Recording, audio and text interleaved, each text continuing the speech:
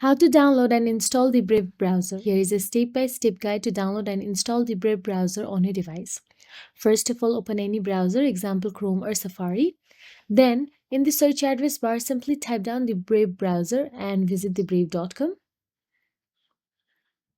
So there you can see Brave option available at the top. Tap on it. Then the website will auto detect your operating system, and there you can see Get Brave option available.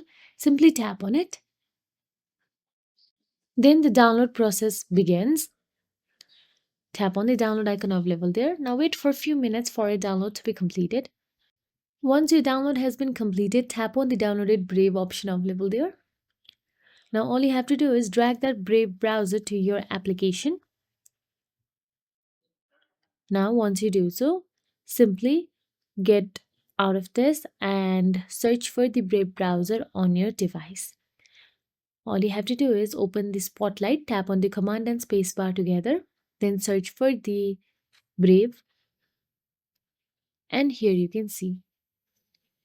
It might take few minutes for it to load again.